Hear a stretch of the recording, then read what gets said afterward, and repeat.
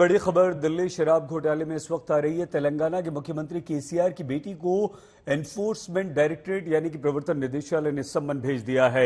9 मार्च को ईडी ने कविता को पूछताछ के लिए बुलाया है। कल अरुण रामचंद्रन पिल्लई की गिरफ्तारी हो चुकी है और उसी के सिलसिले में यानी कि अरुण से पूछताछ के आधार पर ही ईडी ने कविता को यह सम्मन दिया है। 100 करोड़ की रिश्वत से जुड़ा यह मामला है। दिल्ली शराब घोटाले में मनीष सिसोदिया जेल में हैं। कल ईडी ने सिसोदिया से पूछताछ की। खबर है अरुण रामचंद्रन पिल्लई और के कविता को आमने सामने बैठाकर अब ईडी पूछताछ करेगी।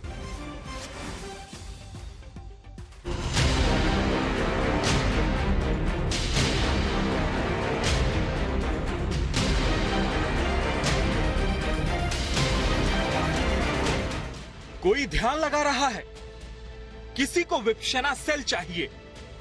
दिल्ली में यह सब कवायद हो रही थी कि प्रवर्तन निदेशालय ने के कविता को पूछताछ का समन भेज दिया। दिल्ली शराब नीति घोटाले में के कविता का नाम अरुण रामचंद्रन पिल्लई ने लिया। पिल्लई वही शख्स है जिसे ईडी ने मंगलवार को दिल्ली से गिरफ्तार किया था।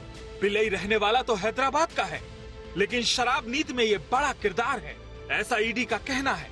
ईडी की माने तो इस घोटाले में पिल्लई की सक्रिय भूमिका है। इस पूरे कांड में पिल्लई के कविता के प्रतिनिधि के तौर पर शामिल था। के कविता तेलंगाना के मुख्यमंत्री केसीआर की बेटी है। महिलाओं के अधिकारों के लिए आंदोलन करती रहती हैं। लेकिन शराब घोटाले में नाम आया तो कविता ने इसे राजनीतिक साजिश करार दिया। के कविता का कहना है जो असल में घोटालेबाज हैं, ईडी उनके पास नहीं जाती। हमें पता है जांच एजेंसी आपके पूरे all these agencies are in your pocket. आप बार बार लोगों को याद क्यों दिला रहे हो, बार बार क्यों कह रहे हो कि हम ये बोलेंगे तो कल ये हो जाएगा, परसों ये हो जाएगा। It's a unfortunate state in our country कि leading political party is literally dictating what is to be done in each and every case. K Kavitha ने लिखित में भी एक बयान जारी किया है जिसमें उन्होंने कहा है कि ये सब राजनीति से प्रेरित है। उन्होंने कहा कि यदि केंद्र सरकार सोचती है कि हम डर जाएंगे तो समझ ले, तेलंगाना के लोग डरने वाले नहीं हैं।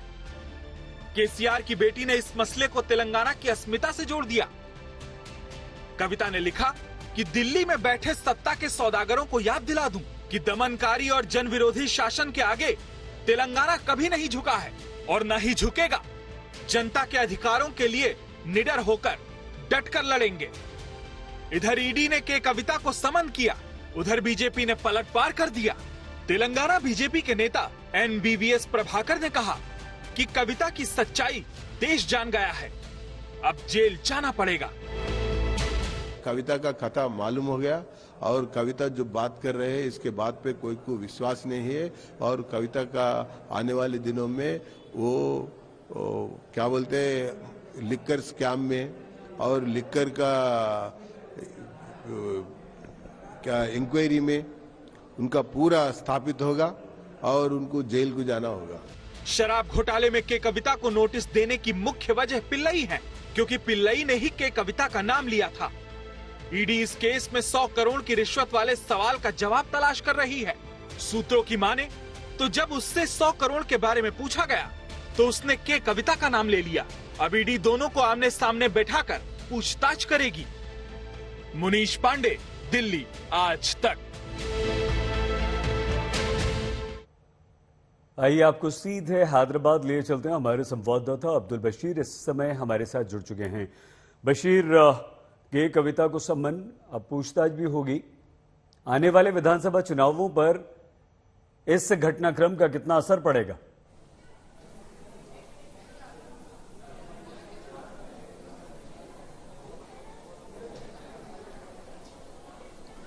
देखिए, ये जो मुद्दा है liquor scam, liquor policy scam जो दिल्ली से हुआ है, इसमें के कविता का नाम है, जिसमें इनके एसोसिएट्स ने, कविता ने खास करके एक 100 करोड़ तक का किकबैक जो है इस स्कैम में लोगों को प्रोवाइड करने का इन पर आरोप है।